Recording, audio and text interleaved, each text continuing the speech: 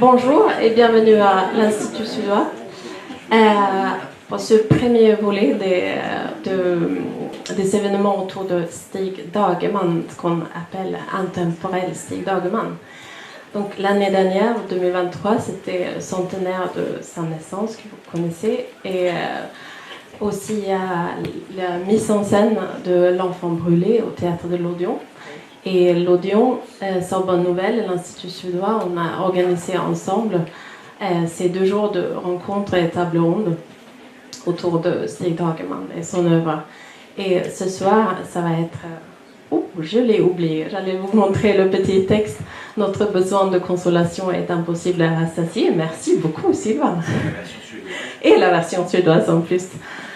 Qui sera en focus et ça va être monsieur Sylvain Beriens, qui est professeur de langue scandinave et histoire à la Sorbonne, qui va modérer la rencontre et lui va vous présenter les participants.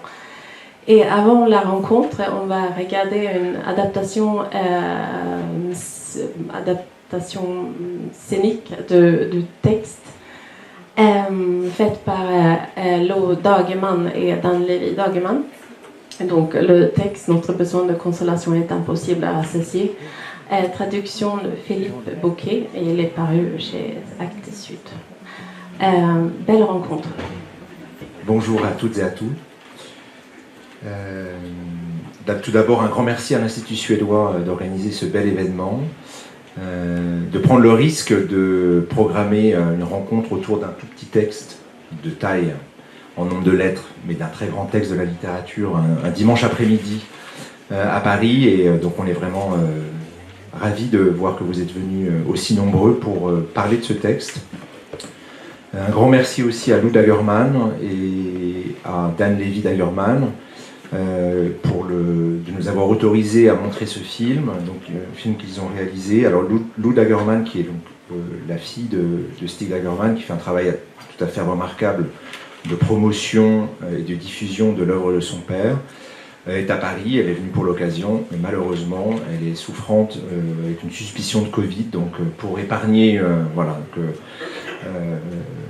de propager la maladie, elle a renoncé à venir, alors qu'en fait c'est la cheville ouvrière de cet événement aujourd'hui, et des 2 rencontres qui vont suivre demain. Je profite pour faire une annonce. Donc demain après-midi, si vous voulez continuer avec nous autour de Stig Dagerman, vous êtes invités au théâtre de l'Odéon à partir de 15h pour une table ronde de 15h à 18h, et après pour une soirée, une rencontre et lecture à partir de 20h. Donc aussi un grand merci au théâtre de l'Odéon qui est représenté aujourd'hui pour cette belle collaboration. Donc c'est un événement, une collaboration entre l'Institut suédois, le théâtre de l'Odéon et Sorbonne Université.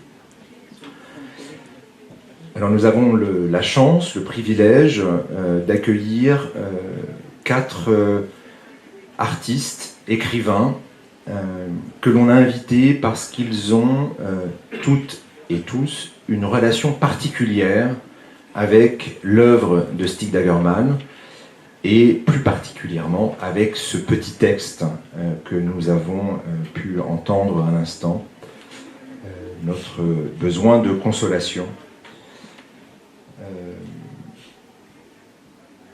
Alors, on aurait pu faire un événement aujourd'hui plus large parce que l'œuvre de Dagerman est immense. On pourrait citer ses 4 romans,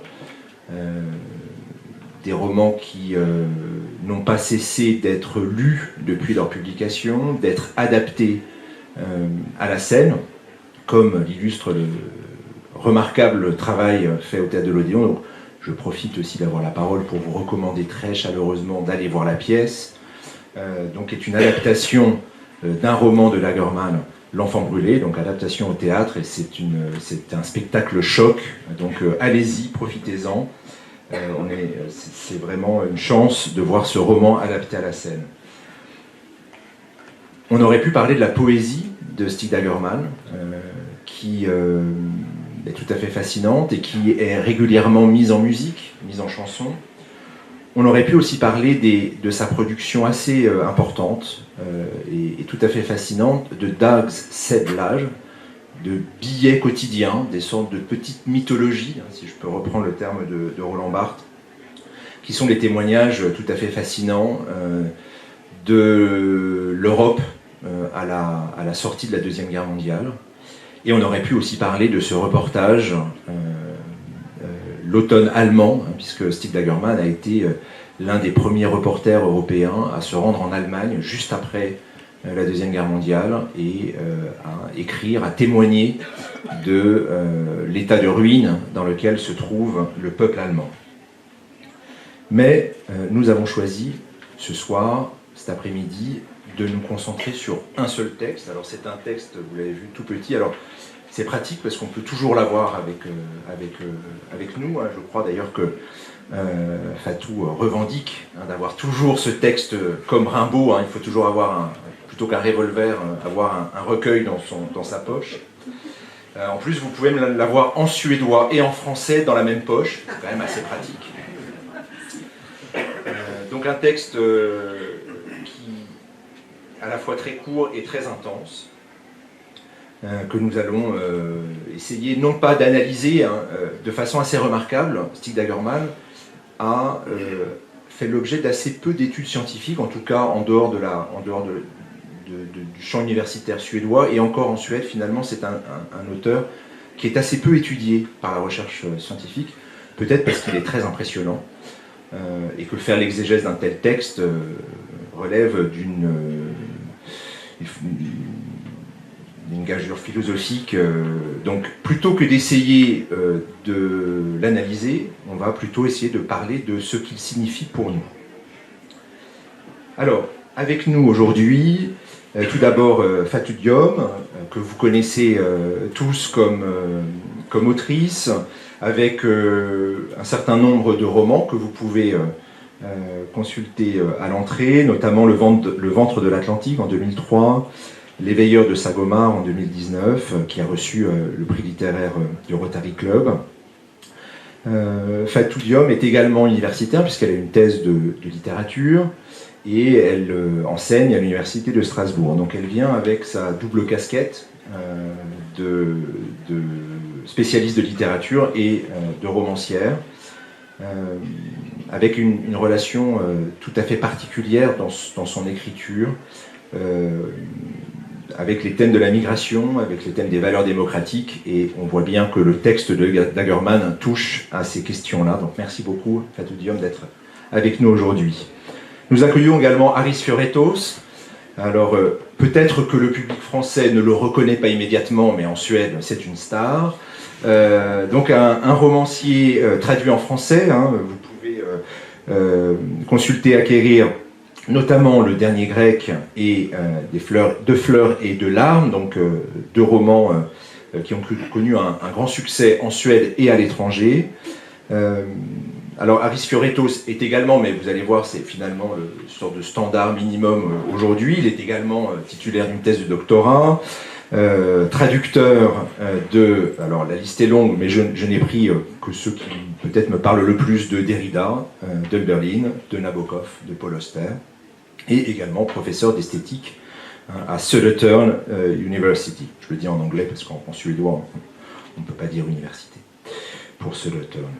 Donc merci beaucoup Aris, qui est venu spécialement de Stockholm pour passer ces 2 jours autour de Dagerman avec nous. Nous accueillons également Claude Lemanchec, alors encore un titulaire d'une thèse de doctorat, cette fois-ci en linguistique.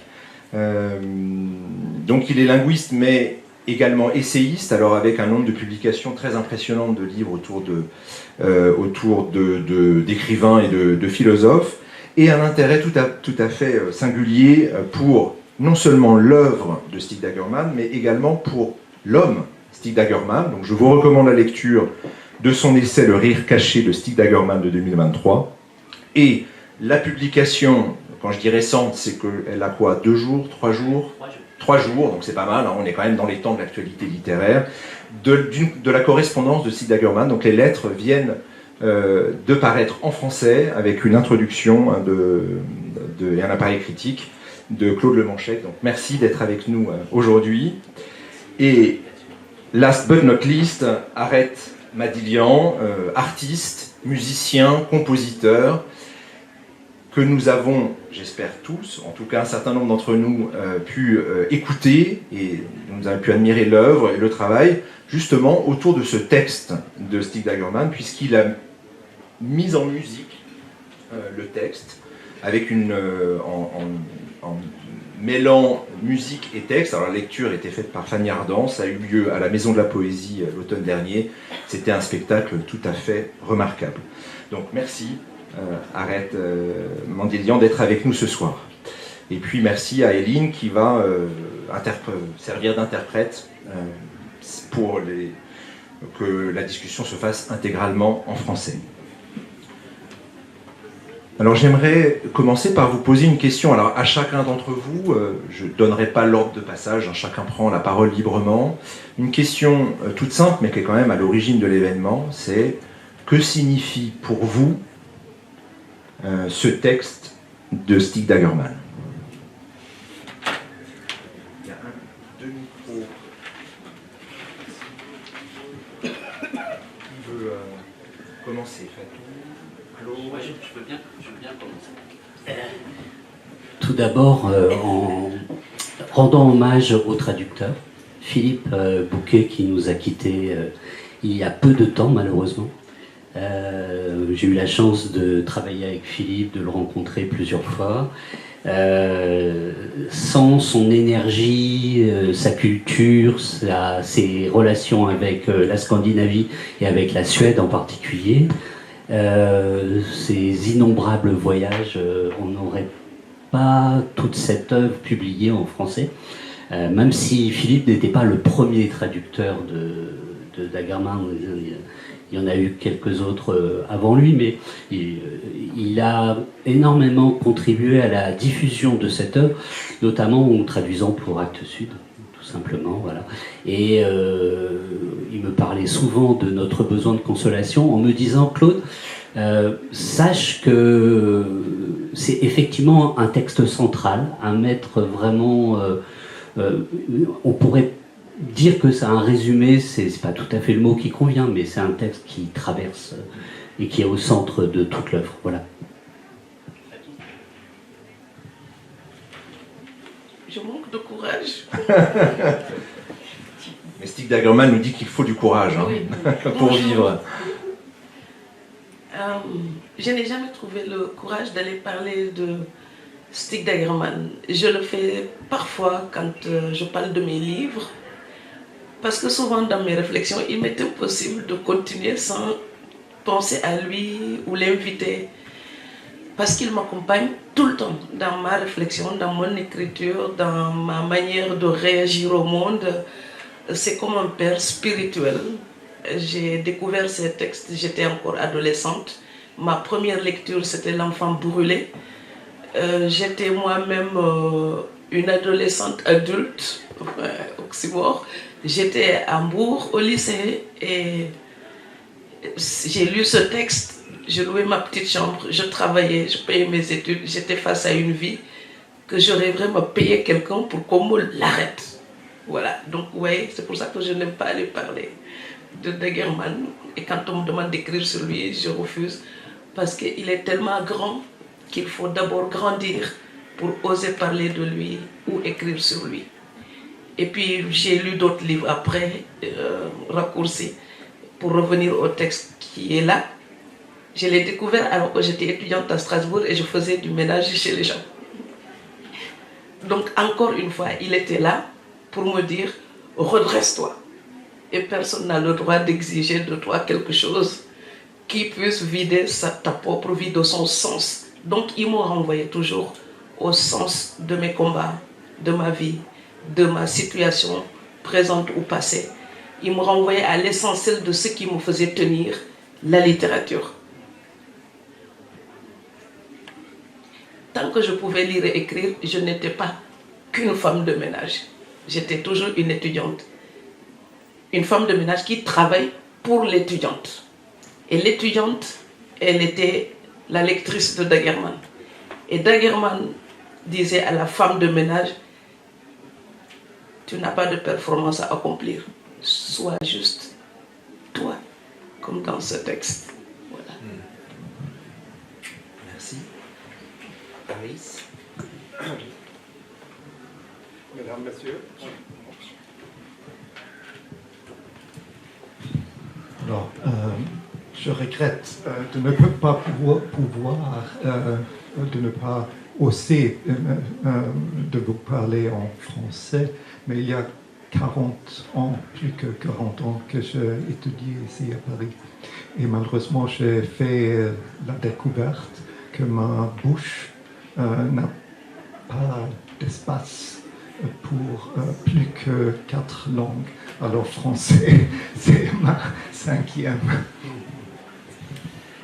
Donc je vais continuer à parler en suédois. Dagerman är en underlig figur i den svenska litteraturen. Han har länge varit posterboyen, en sorts korsning mellan James Dean och Albert Camus. Och som sådan firat egentligen triumfer som författare långt innan de flesta gör det, om ens någonsin. Dagerman est un personnage quelque part différent, un peu. Il a été longtemps comme la tête d'affiche, un peu au croisement de James Dean et Albert Camus. Et quelque part, il a obtenu quand même ce triomphe d'écrivain. Man hör när man ser den här fina filmen utav Lou Dagermans son, Stigs barnbarn, så ser man en sida utav en person som egentligen som författare är en sorts Janus-gestalt med ett huvud inåt sig själv och ett huvud vänt utåt mot världen. Quand nous avons pu visionner ce film magnifique et qui donc a été fait par le fils de Lou Dagerman, donc le petit-fils de Stig Dagerman, nous voyons ici un côté de cet écrivain qui aura toujours ces deux visages, ce visage tourné vers l'intérieur, vers le soi, et celui tourné vers l'extérieur. Det märkvärdiga är att denna människa som är vänd inåt och som man tror, om man är lite oförsiktig, mest är sysselsatt med sin egen förtvivlan, som har den så kallade nervkostymen på sig. Det är lätt hänt att denna figur är en solipsist. Men jag tror att det engagemanget som han visar i den här texten och som han gör i många av sina andra texter tvärtom är ett sätt att vända sig utåt, och en hel del utav förtvivlan består i denna vändning. On pourrait croire quelque part que le fait de se tourner vers l'intérieur, qu'on voit ici le visage de quelqu'un qui est enseveli par ses propres angoisses, quelque part prisonnier même de ses propres pensées psychologiques, mais en fait on se ressent aussi un engagement très fort. Et je pense que quelque part, puisant dans cette existence intérieure, c'est là où il y a le visage vers l'extérieur. Och det märkvärdiga med texten är att den försöker på en gång förstå det egna jaget och förklara det på ett sätt som gör det allmängiltigt. Så att han är på en gång den som redogör för en problematik och själva studieobjektet. Med andra ord, en vivisektör. Ce qui est incroyable, c'est que justement ce regard tourné vers le soi devient le regard universel. Donc il est à la fois la problématique, mais aussi celui qui étudie la problématique. Et il devient en soi celui qui produit une vivisection. Ouais. On va y revenir. Arrête. Alors, dans mon cas, d'abord je vais commencer par dire que le français n'étant pas ma première langue, si je fais des erreurs, donc je suis tout à fait capable de faire, je m'excuse d'avance. Moi, je suis venu très tardivement à découvrir le travail de Stig Dagerman, mais c'est arrivé à un moment qui était justement en pleine période que nous avons tous vécu il y a 2 ans, où on était entre civisme et liberté. On cherchait cet équilibre entre qu'est-ce qui est la liberté humaine. Et à cette période-là, avec Fanny Ardant, qu'on venait de rencontrer il y a quelques années auparavant, complètement sur un autre domaine, sur un film sur lequel on avait une musique.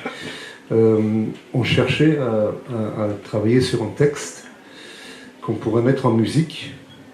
On ne savait pas comment appeler cela. On a trouvé le mot concert-lecture ou concert littéraire. Et c'est Béatrice, qui fait partie d'Eleaman, qui a proposé ce livre que je ne connaissais pas du tout.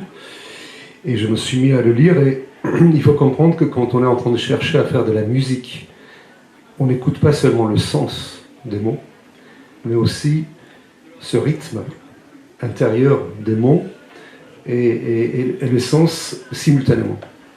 Donc, à première vue, mon attention était beaucoup sur ces deux aspects, jusqu'à ma rencontre avec Fanny, à qui j'ai proposé ce texte. Et immédiatement, on s'est rendu compte à quel point on était dans une actualité avec ce texte, et que, avec cette ère digitale, numérique que nous vivons en tant que musiciens, ça faisait quelques années que je m'étais débarrassé complètement de cette recherche de reconnaissance par l'extérieur. Et le succès, toutes ces définitions qu'on se donne comme des poids vers lesquels on essaie d'aller, que j'avais abandonné complètement. Donc, effectivement, comme Fatou a parlé de ce passage de la performance était la première chose qui a ancré ce texte en moi. Parce que je voyais dans ce texte, effectivement, une vérité absolument essentielle, surtout pour notre journée, pour nos jours aujourd'hui, pour notre époque, où j'ai l'impression qu'on est en train de confondre progrès technologique, mais en fait c'est un progrès à la dépendance, et non pas à l'indépendance. Donc cette chose-là était vraiment très claire pour moi, en tant que musicien, que notre but avec ce texte était justement de ne pas chercher à faire quelque chose autre que de relayer, de communiquer la chose. Donc ma première réflexion c'était ça. Et ensuite bien sûr en rentrant de plus en plus en profondeur de ce texte, je trouvais que si je dois être vraiment honnête, je pense qu'on ne peut pas aller plus loin en fait. Je pense que l'être humain ne peut pas aller plus loin d'où il est allé, dans mon opinion, parce qu'en fait, il parle de ce que nous avons certainement tous en nous en silence, et il le met sur les pages, et j'imagine que c'est ma projection, mais j'imagine que c'est quelque chose que nous avons tous en nous, ce qu'on appelle désespoir, mais je ne suis pas sûr que c'est du désespoir, je pense que c'est une face à une réalité extrêmement de notre finitude que nous partageons tous, sans aucun doute, ensemble. Et une autre chose personnellement qui m'a beaucoup plu, je ne sais pas si je peux dire ça comme ça, mais c'est très anti-américain. Et j'aime beaucoup ça. C'est-à-dire qu'on n'est pas dans un positivisme qui déshumanise presque, un positivisme qui met sous le tapis toutes les questions les plus profondes que nous avons à poser entre nous en tant que vivants. Voilà, donc ça c'est quelque chose aussi qui m'a beaucoup inspiré pour la suite. Merci. Alors on a vu à la fin du film, on a pu lire une citation de Jean-Marie Leclésio. Jean-Marie Leclésio a écrit un très beau texte où il se place dans la posture de lecteur donc de Dagerman. Et ce que je trouve tout à fait fascinant en vous écoutant tous les quatre, c'est que vous êtes des artistes, enfin vous vivez de la création, écrire de la musique, écrire des textes. Donc au centre de votre activité, c'est la créativité. Et lorsque vous parlez de Dagerman, vous êtes tous les quatre mis dans une posture d'humilité. Vous êtes mis dans la posture du lecteur. C'est-à-dire que face à Dagerman, on est lecteur avant tout. Et pourtant, vous avez transformé cette lecture en un acte actif, donc d'écriture, de création. Et je ne sais pas si c'est possible d'en parler, parce que c'est pas forcément facile de témoigner, mais pour vous, donc c'est la même question que la première, mais je la précise un peu. Que signifie ce texte pour votre propre création, votre propre travail de créateur, d'artisan, mais aussi d'artiste. La question de l'engagement, par exemple, quand on a fini de lire Automne allemand, et même dans ce texte très bref, il parle de cette terre qui serait une fosse commune où le roi Salomon et donc le criminel Himmler et Ophélie auraient cette même résidence, n'est-ce pas, collective. Donc qu'est-ce qui nous attend? Nous courons vers un trou. Mais avant ce trou, il y a tellement de lumière possible aussi. Et c'est ça que je retiens aussi de lui. Il y a une poésie, il y a une philosophie. Donc quand je le lis, je pense aussi à Søren Kierkegaard. La vie, là, c'est quelque chose qu'on juge a posteriori, n'est-ce pas? Donc en regardant vers le passé. Mais on l'amène en allant vers l'avant. Et cette question-là philosophique, elle est déjà posée dans ce texte. Et il y a une réponse aussi à cela. Donc il m'accompagne aussi pour la question de l'engagement. Hier, en venant, je lisais encore des textes. Pablo Neruda, par exemple. Bribes comme ça.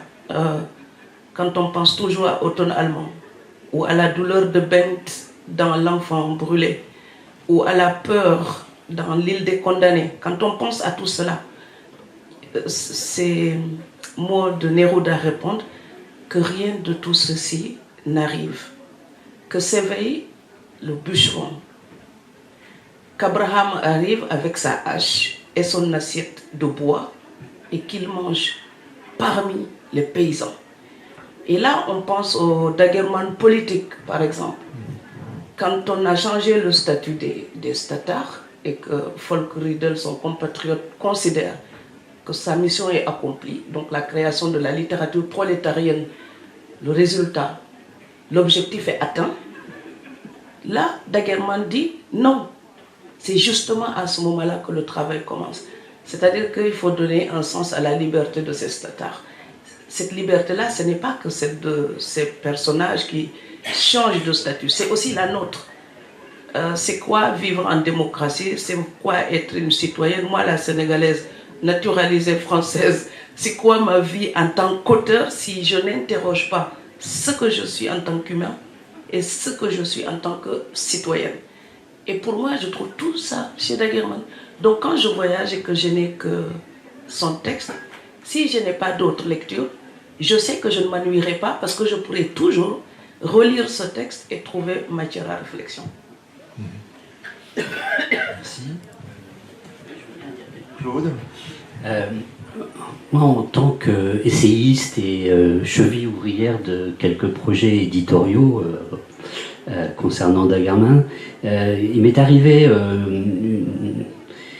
on peut appeler ça une anecdote, lorsqu'on a construit le livre des lettres qui vient de paraître, en relisant, je me suis aperçu qu'il en manquait une. Voilà, on était allé un peu vite. Et cette lettre, je vais vous lire au moins son tout début. Et vous allez voir, elle m'intéressait parce qu'elle m'a intéressé tout de suite. D'abord parce que c'est la toute dernière lettre qu'il ait écrite, au 20 octobre 1954. Et ensuite parce que il y a un mot qui consonne avec le petit livre qui nous occupe ce soir. Il écrit donc en cet octobre 1954 à son amie, une actrice, Inga Landgren. Je ne sais pas si je le prononce bien, excusez-moi. Oui, mon ami, tu as tellement raison. La nuit entre lundi et mardi a été difficile. J'avais une grande envie de mourir. Comment cela peut-il être ressenti jusqu'à toi? Peut-être la lune emporte-t-elle notre souffrance jusqu'à ceux que nous aimons. Merci de ta lettre. Elle m'a apporté une grande consolation. Vous voyez, c'est ça qui... Un essayiste se réjouit de trouver ce genre de mots qui consonnent avec tout le reste. Et en même temps, je suis très ému à chaque fois que je relis cette lettre qui a failli nous échapper.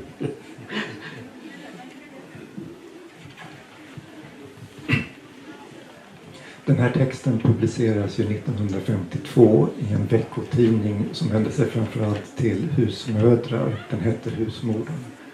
Och Dagerman hade fått i uppgift att skriva någonting om livskonsten. Alltså konsten att leva. Och svaret blev den här texten. Det är ganska svårt att avgöra. Ce texte que nous venons d'écouter a été publié en 1952 dans un journal qui en premier lieu se tournait vers les mères de famille, qui s'appelait Husmodern. Et Dagerman avait eu comme mission d'écrire au sujet de l'art de vivre. Et c'était ce texte qui fut le résultat. Och man kan fråga sig hur många av mottagarna förstås tog till sig detta budskap som han förmedlade. Men det är på sätt och vis en sekundär fråga. Intressantare är att den här texten är svårbestämbar. Den har blivit läst som en essä, den har blivit läst som en stridsskrift. Lo Dagerman själv kallar det för en lång prosadikt. La question c'est de savoir combien de personnes l'ont lu alors et l'ont réellement pris comme le message que Dagerman souhaitait certainement envoyer. Mais bon, cela reste une question peut-être secondaire. Surtout, ce texte reste difficile à vraiment définir. Est-ce un essai? Est-ce un poème combatif, un texte combatif? Ou est-ce, comme Lo Dagerman, elle l'a décrit, un poème prosaïque? Jag tror att den är lite grann utav allting. För mig, när han talar om att havet är ett element, luften är ett annat och antyder att författaren inte har ett eget element. Att äga ett eget element, det verkar vara det som fattas honom. Då är den här texten ett bevis på motsatsen. Den visar, tror jag, hur Dagerman förstår litteratur. Litteratur är sin egen kunskapsform. Je pense en fait que la réponse est que c'est un peu de tout ce qu'on a nommé tout à l'heure. Il est à la recherche quelque part d'un élément. Il dit que l'écrivain doit avoir son propre élément, comme l'air. Mais peut-être que justement c'est cette recherche d'avoir un élément qui justement est le manque. Et ce texte quelque part montre pourtant le contraire. La littérature ici le montre bien, est un élément. Élément à savoir, de kunskapselement. Un élément de sagesse, de connaissance. Proprement, pour la litterature propre. Och läser man texten på det sättet så ser man denna önskan i nästan allt han skriver. Det spelar ingen större roll om det är dikter, det är partynlagor med politisk slagsida, om det är romaner eller dramer. Et une fois qu'on a vu ça, alors on le remarque dans tout ce que Dagerman écrit, que ce soit ses textes plus politiques, que ce soit ses articles, ses romans, tout son œuvre. Det som för oss i Sverige gör honom, om man är slentrian-tänkande, lite besvärlig är att han luktar väldigt mycket 40-talsångest. En sorts existentialism som vi i Sverige nu med de stora orden som alla skrivs med stor bokstav, har svårt att släppa in i oss. La contrainte quelque part en Suède pour nous, c'est que il y a autour de Dagerman parfois malheureusement pour nous un peu un parfum poussiéreux de l'angoisse des années 1980. Et donc il peut être difficile de laisser les mots venir à soi. Vi är till skillnad från Frankrike ett protestantiskt land. Au contraire de la France, nous sommes un pays protestant. Men om man tänker bort detta så ser man att dessa texter lever, och de lever inte minst i kraft utav sin poesi, om vi får kalla det för det. De metaforer han använder är alla, eller väldigt ofta i alla fall, egensinniga och har en egen sorts förklaringskraft.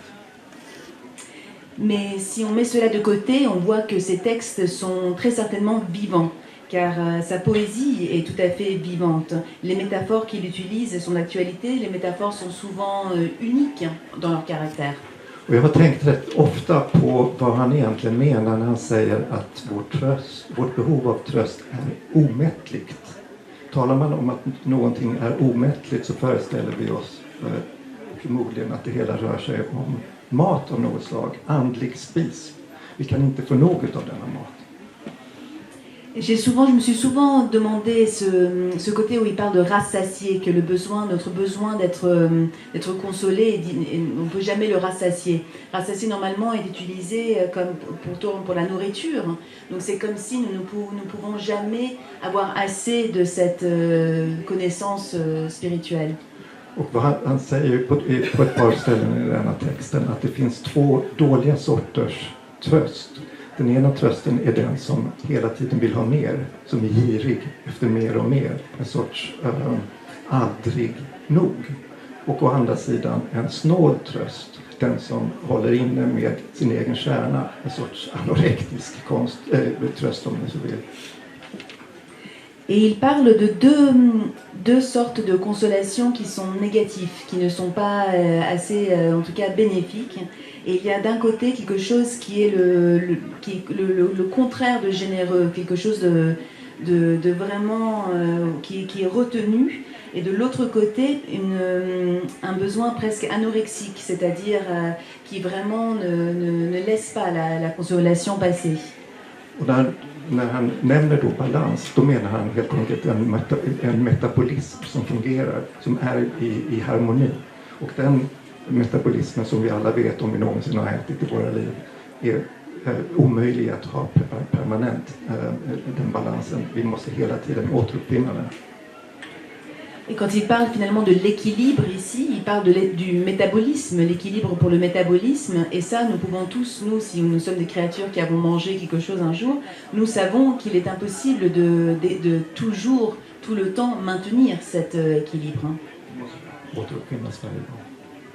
Et il faut le réinventer à chaque fois. Merci.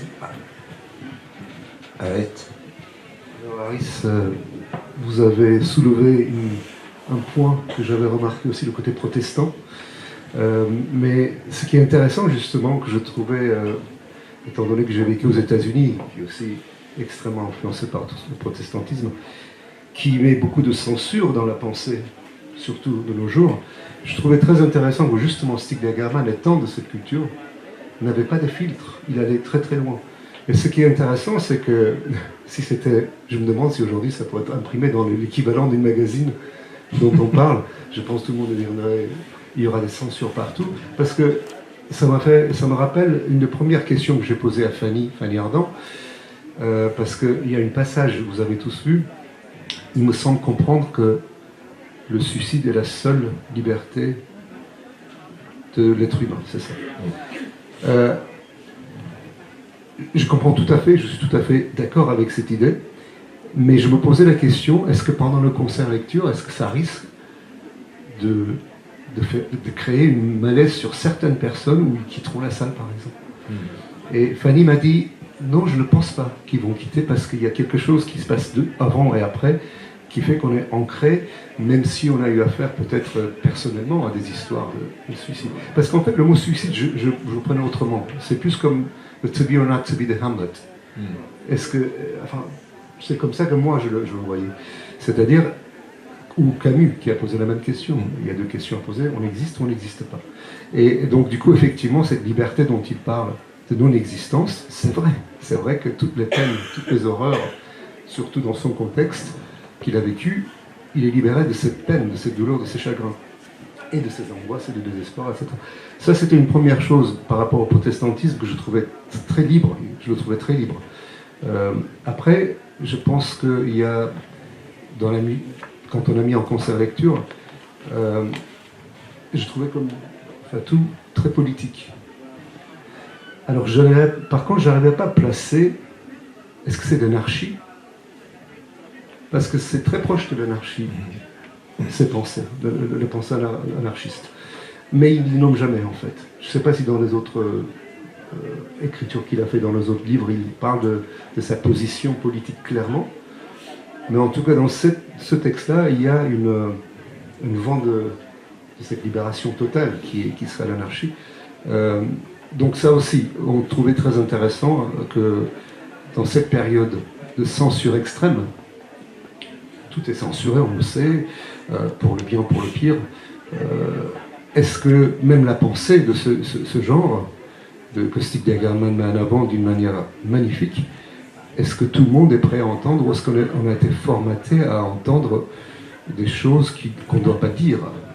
Parce que c'est ça que je voulais dire tout à l'heure quand on parlait avec Fatou, que je pense qu'il va vraiment au plus loin de ce que nous faisons dans notre propre silence, que nous osons peut-être pas partager avec autrui, quelquefois, par peur d'être jugé, par peur d'être classé par une étiquette quelconque, qui sont de plus en plus nombreux aujourd'hui, ces étiquettes. Voilà, dans la créativité, ce qui m'a fait résonance avec la musique, parce que ce qu'on cherche dans la musique, c'est aussi de jamais se limiter, se censurer. Oui, bien sûr. Ouais, la question du suicide. Donc peut-être juste un mot pour ceux qui ne connaissent peut-être pas la biographie de l'écrivain. Donc Stig Dagerman se suicide en 1954, mais il aurait cherché à arrêter le suicide. Donc il y a une sorte d'ambiguïté aussi même dans son acte de l'exercice de la liberté. Sur la question du suicide, parce qu'il m'est arrivé d'offrir le livre avec des gens qui me disent « Ouais, mais il encourage le suicide ». Et ça me révolte, parce qu'en fait, quand on est mon auteur, une parenthèse, il est très très beau, hein. Donc je suis une groupie aussi. Il y a la personne, il y a l'artiste, il y a le philosophe. Donc j'en suis amoureuse, vraiment aussi. Donc je n'aime pas qu'on dise du mal de lui. Et il me manque parfois aussi, quand il y a des réflexions, des débats, il y a des tas de situations où il me manque. Donc quand je l'offre à quelqu'un, souvent c'est parce que j'aime beaucoup cette personne et que j'ai une très haute estime de sa propre intelligence et de son ouverture d'esprit. Donc quand je lui offre et qu'il me parle de « oui mais quand même, il est un peu sombre et le désespoir, il pousse au suicide ». Non, l'être humain étant censé avoir son libre arbitre, donc vous pouvez lire ce que vous voulez, on ne vous oblige pas à faire de même. Ça c'est la première chose. Et aussi, je trouve qu'on accuse facilement un auteur sans aller chercher d'abord dans son œuvre avant de l'accuser. Dans L'Enfant brûlé, Bengt dit il faut commencer à mourir pour commencer de vivre. Dans L'Enfant brûlé, c'est Dagerman qui écrit. C'est Dagerman qui parle du suicide après dans Notre besoin de consolation impossible à ressaisir. Moi, j'entends ce suicide-là comme une question déjà philosophique. On commence à mourir à certaines aspirations inatteignables pour se permettre enfin la modestie de vivre avec la toute petite chose que nous sommes, c'est-à-dire ce détail de la création dont il a parlé dans Notre besoin de consolation. Donc moi, je ne pense pas qu'il pousse au suicide. Au contraire, il nous donne peut-être des armes pour résister et il tient une balance intellectuelle où chaque fois, le désespoir et la vie se font face et il nous donne des munitions pour continuer. Enfin, moi, c'est comme ça que je vois mon très bel amoureux. La preuve qu'on continue tous à faire quelque chose avec, on n'arrête pas, on ne s'endort pas dans nos lits après avoir lu ça. Au contraire, ça... Et il est beau dans tous les sens. Exactement. Non, je suis tout à fait d'accord. Donc, c'est vrai que c'est ça. Beaucoup de gens réagissent mal à cette phrase. Rien que cette phrase. Mais il y a une autre phrase qui répond, et je crois que vous touchez tous les quatre à quelque chose d'assez essentiel. C'est que Dagerman se méfie beaucoup des étiquettes. Alors, pour filer la métaphore culinaire, il n'y a pas de recette chez Dagerman. Il n'y a pas d'idéologie. Alors, on pourrait dire qu'il était anarchiste, on pourrait dire qu'il était syndicaliste. Quand on regarde sa biographie, on pourrait l'affirmer, mais pas dans son œuvre, pas comme une affirmation littéraire. Parce qu'il se méfie justement de tout ce qui est, de toutes ces étiquettes, donc, qui, la foi, les idéologies qui enferment l'individu dans un cadre social. Et il y a une très belle expression, et c'est pour ça que les grandes notions philosophiques, on aurait pu commencer par ça. J'avais la tentation de vous donner, de rythmer le dialogue avec ces grandes idées, parce que c'est très beau. Vérité, liberté, beauté, consolation, tout un programme philosophique. Mais la réponse de Dagerman, il ne donne jamais de réponse. Il pose des questions éminemment philosophiques, existentielles, même métaphysiques, mais il se méfie et même il récuse des réponses toutes prêtes, données par l'artiste vers le lecteur. Et je crois que le miracle, ce qu'il appelle le miracle de la libération dans le texte, c'est peut-être dans une expression, c'est un très beau terme en suédois c'est un terme qui vient du français. Il dit qu'il faut être une souveraine människa, une souveraine person. Donc une personne souveraine. Il y a une polysémie en suédois du terme souveraine, parce que souveraine, c'est à la fois qui se maîtrise, quelque chose de serein, enfin, c'est employé dans le langage courant en fait. Mais ça veut dire aussi être maître de soi, être souverain sur soi-même. Et justement,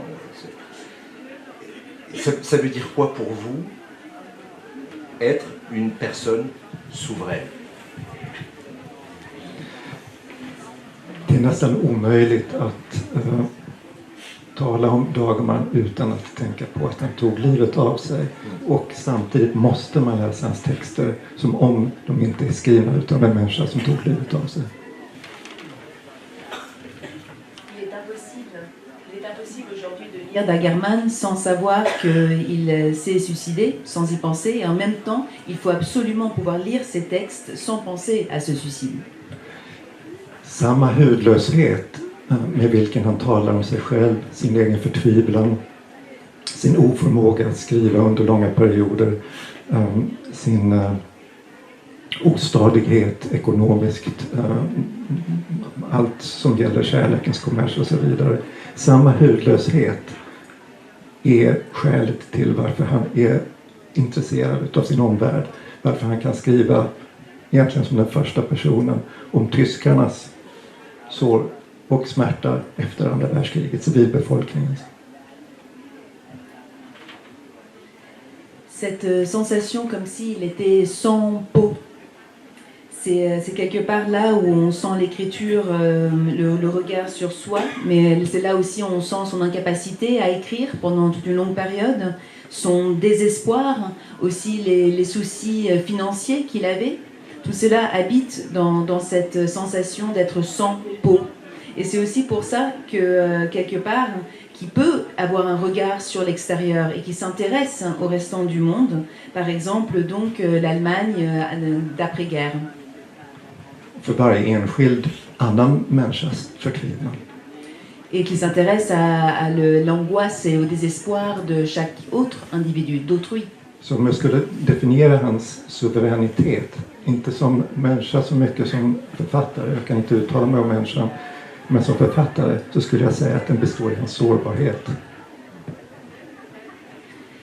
Donc si je devais essayer de décrire ce côté souverain ou justement cette souveraineté qui a différents sens en suédois, je ne pourrais pas être juge de lui en tant qu'être humain, je ne le connaissais pas, mais seulement en tant qu'écrivain. Et c'est surtout justement dans cette fragilité, d'oser se montrer aussi frêle. Vulnerabilité, je dirais. Vulnérabilité, oui. Så när man förstår suveränitet så tror jag inte man ska tolka det som att han är sig själv nog. Med andra ord, oberoende utav andra. Nej, hans frihet, hans förståelse utav vad det innebär att vara en fri människa är beroende utav andra. Je pense qu'il ne faut pas voir non plus ce côté souverain comme justement quelqu'un qui serait indépendant. Non, finalement, il y a une dépendance à autrui pour se définir soi-même. Bara så fungerar sårbarheten. La vulnérabilité, justement, fonctionne comme cela. Seulement comme ça. Claude, est-ce que dans les lettres ou dans votre rapport à Stig Dagerman, vous avez reconnu cette souveraineté? De mon côté, je mettrais volontiers cette question de la souveraineté en relation avec un terme qui revient très très souvent chez Dagerman dans différents textes, et j'en reparlerai encore peut-être un peu demain. C'est la question de l'étrangeté. Et tout à l'heure, j'ai rendu hommage, et c'est normal, à Philippe Bouquet. Et récemment, Lou Dagerman, qui m'avait sollicité pour relire un petit peu le texte qu'on a lu tout à l'heure en français, Lou me dit à un moment, mais Claude, est-ce que vous savez qu'en fait, il manque une petite phrase dans la traduction de Philippe Bouquet? Et C'est tout à fait remarquable. Et bien sûr, c'est un clin d'œil à Philippe que je fais là. À un moment, on est page 20, on a une phrase tout à fait remarquable. Selon moi, une sorte de liberté est perdue pour toujours ou pour longtemps. C'est la liberté qui vient de la capacité de posséder son propre élément. Le poisson possède le sien, de même que l'oiseau et que l'animal terrestre. Et là, Philippe a enchaîné. Thoreau avait encore la forêt de Walden. En réalité, cette phrase se prolongeait avec l'idée suivante. L'être humain, en revanche, affronte partout le risque de l'étrangeté. Je trouve que ça, c'est d'une puissance absolument incroyable. C'est-à-dire, il est allé bien avant beaucoup de gens aujourd'hui. Il est allé du côté aussi de l'animal qui possède son, on va dire, son écosystème.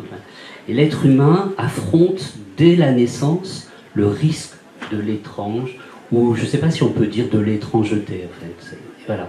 Et être souverain, c'est peut-être accepter de courir ce risque. Voilà. Merci. Oui, Alice, rebondir.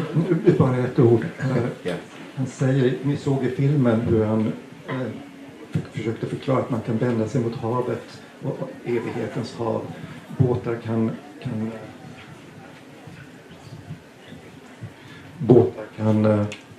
flyta på den och man kan simma i den. Det finns delfiner i den. Men i grund och botten är denna evighet, detta hav, oberoende utav vad som händer i det. Och han måste vända sig inåt mot land, mot organisatörerna utav hans egen förtvivlan. För han vänder sig inåt mot just skogen. Il parle de cette image dans ce texte de il faut se tourner vers la mer, n'est-ce pas? Il parle de la mer qui doit porter les bateaux, les dauphins, etc. Mais en fait, c'est une image de ce qui est pour toujours, de l'éternité. Et que la mer, elle reste quand même souveraine, justement. Elle reste indépendante des bateaux et des dauphins qu'elle porte. Et en fait, ce qu'il montre par là, c'est qu'il faut se tourner vers le soi, vers l'intérieur, et cette angoisse intérieure que lui, il illustre comment? Eh bien, comme la forêt. Fatou, vous voulez...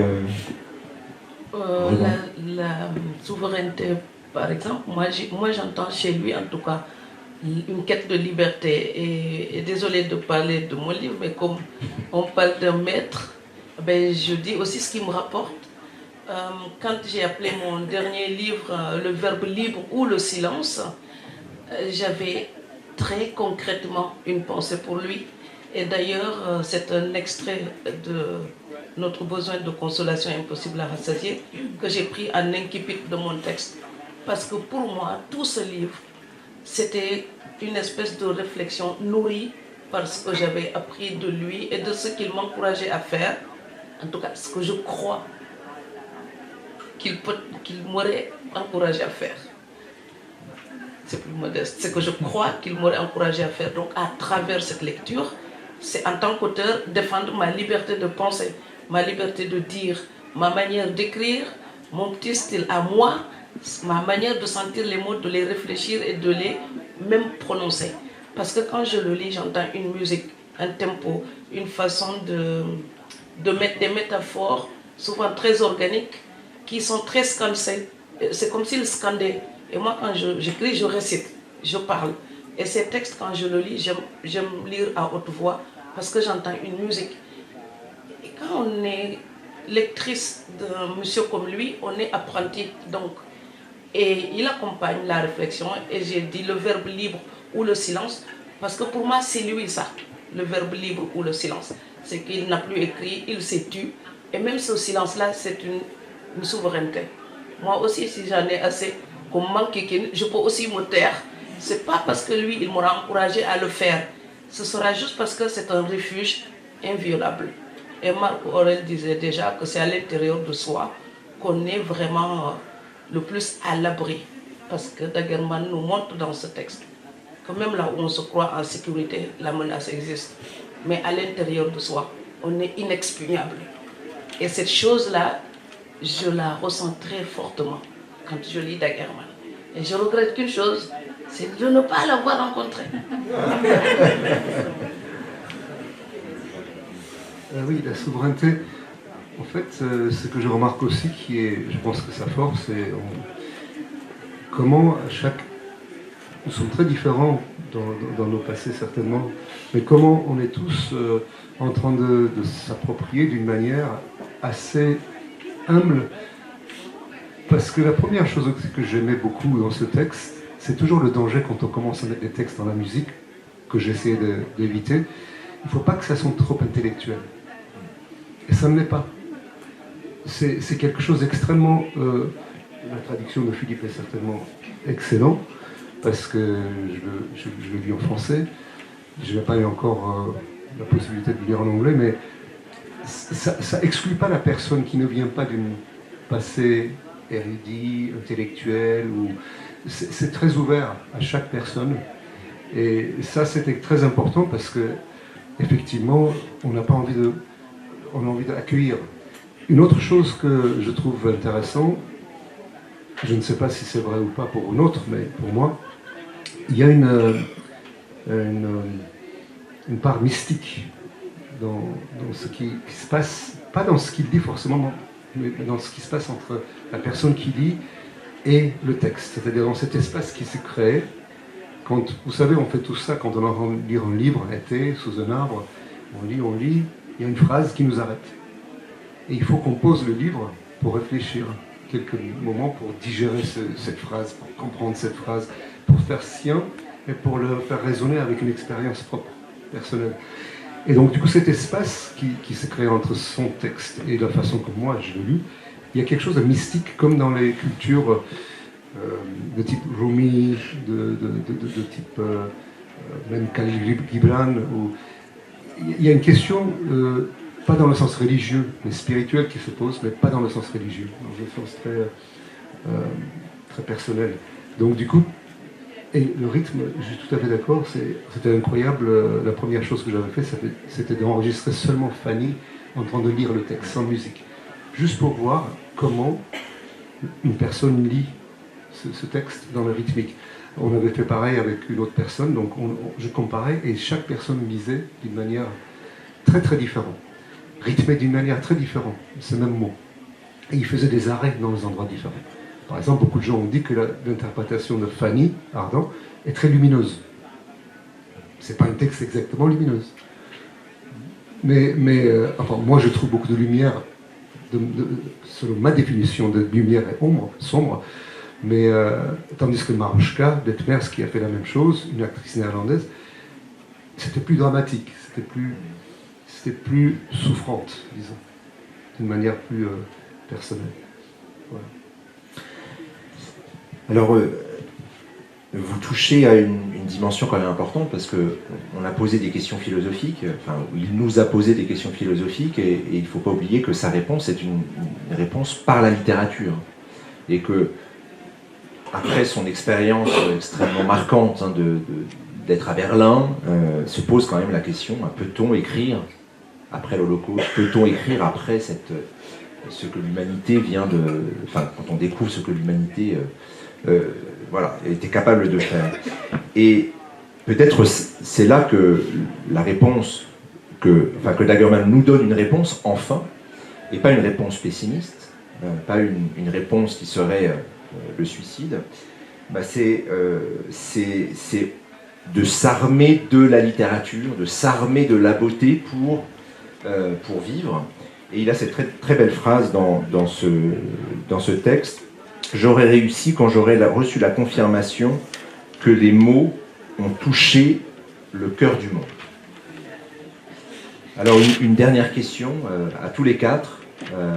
Selon vous, alors on l'a compris, ces mots ont touché votre cœur, mais est-ce que selon vous, ils ont touché le cœur du monde?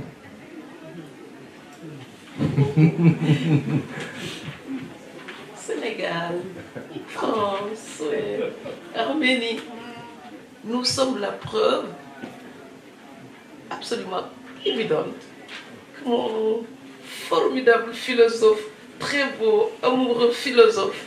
Et oui, il a touché le cœur du monde. Et en plus, il aide à vivre. En tout cas, moi, il m'aide à vivre. Donc, même si moi aussi, mon besoin de consolation est impossible à rassasier, je trouve de la consistance pour tenir dans ce qu'il nous a légué. Et encore la pub, je suis désolée. Quand j'ai fait Inna Souvi Novi, il y avait Daguerman derrière mon épaule aussi comme ombre tutélaire de cette réflexion. Inna Souvi Novi, parce que qui que nous soyons et où que nous soyons, il nous manque toujours quelqu'un ou quelque chose. Et ce texte-là nous le rappelle. Donc pour moi, Daguerman, c'est d'abord un humaniste. Il est empathique. Il est conscient de notre vulnérabilité, de notre quête, de notre soif. Et pour tout cela, je trouve que son texte et ses textes continueront toujours à toucher le cœur du monde et qu'il est plus grand que la Suède.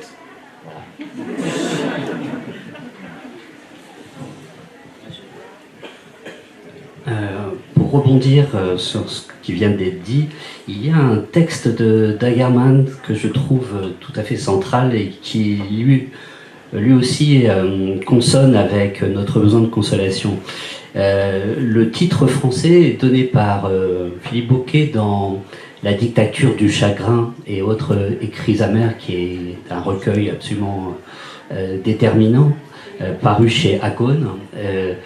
Ce texte est titré par Philippe « Le destin de l'homme se joue partout et tous les temps ».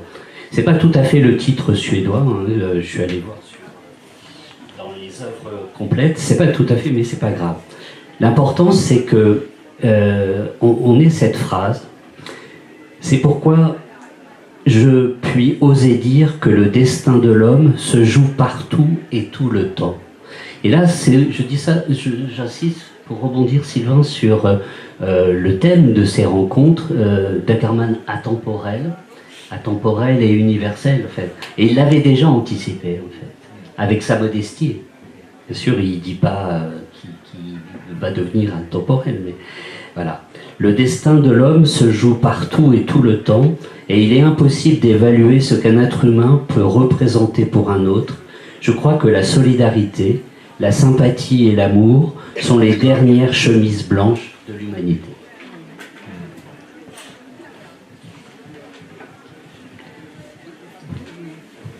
Den här texten som vi har talat om, den går att läsa som att den handlar om en religion utan Gud.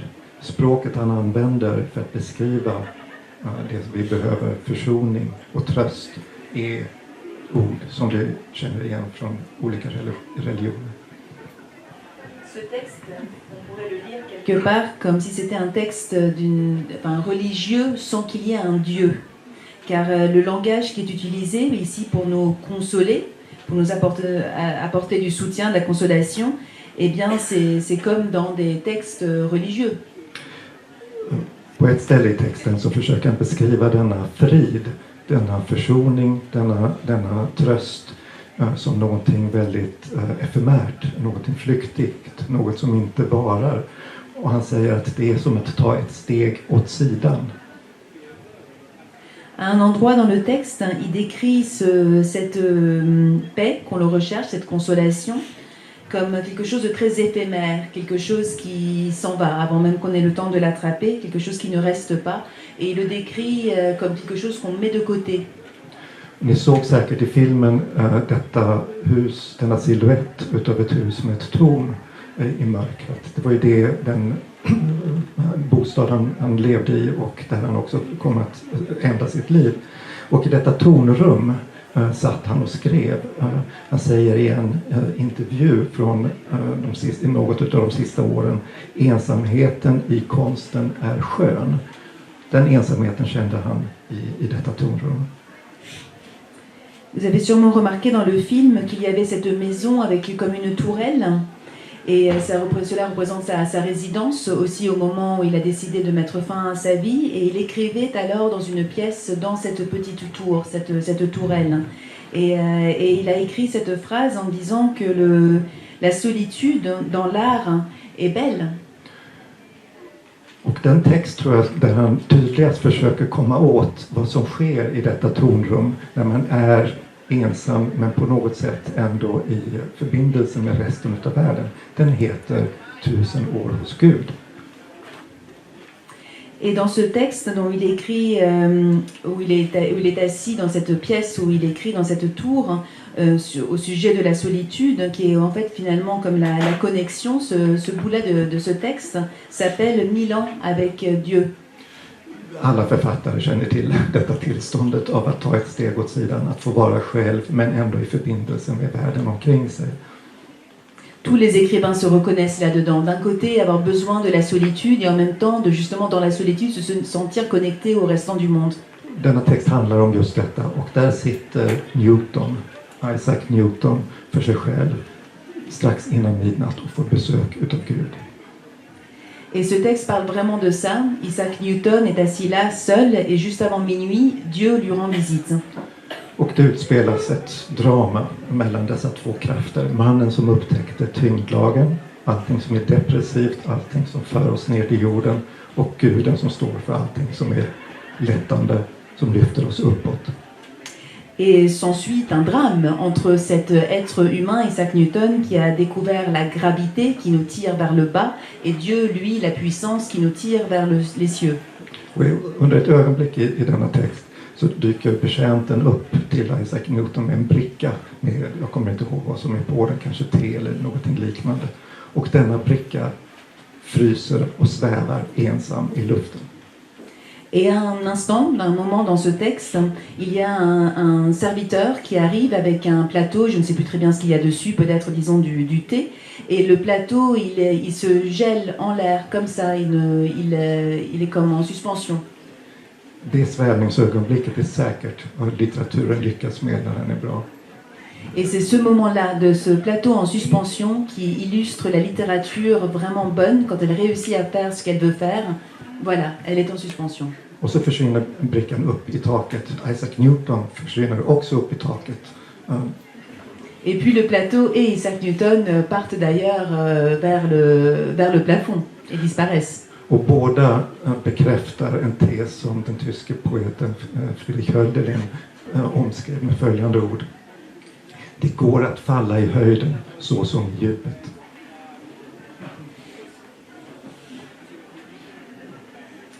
Et ceci confirme aussi ce qu'un poète allemand du nom de Friedrich Hölderlin a écrit « Il est possible de chuter en hauteur comme il est vers les fonds ». Je paraphrase évidemment. Det är den sanna mystiken hos Dagerman, lyckas med det om och om igen.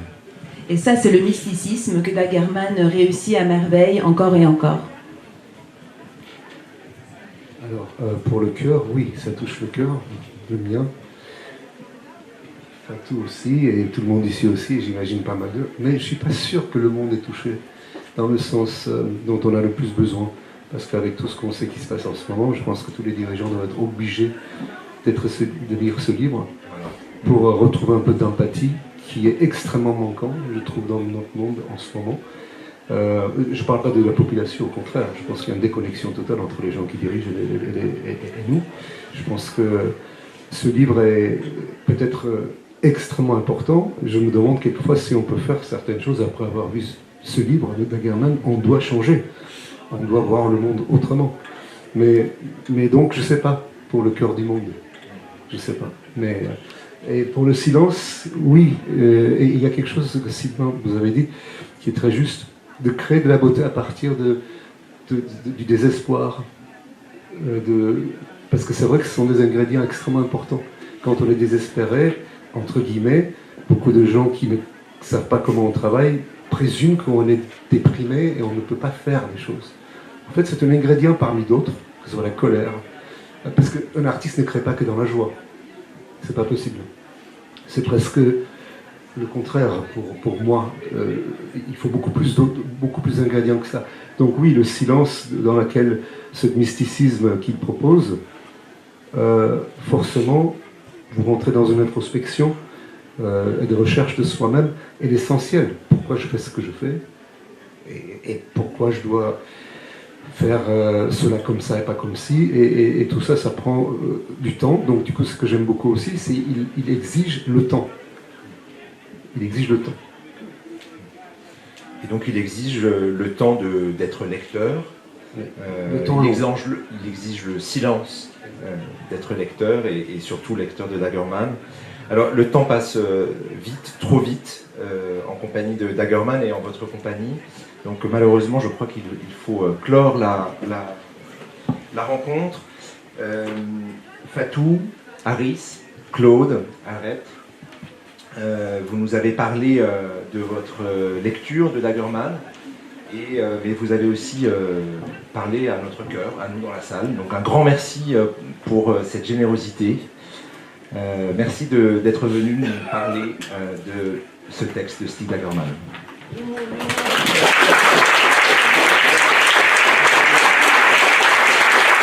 Et un dernier mot.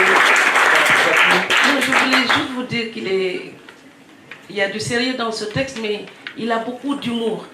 Comme vous l'avez souligné tout de suite dans Dieu rend visite à Newton, par exemple, Dagerman vous parle de l'apesanteur, mais aussi de la lévitation par le pouvoir de l'esprit, de la pensée, de la beauté, de la littérature. Donc ne pensez pas qu'il y a un nuage noir autour de lui. C'est très très beau, c'est coloré, c'est plein d'humour, c'est très vivant.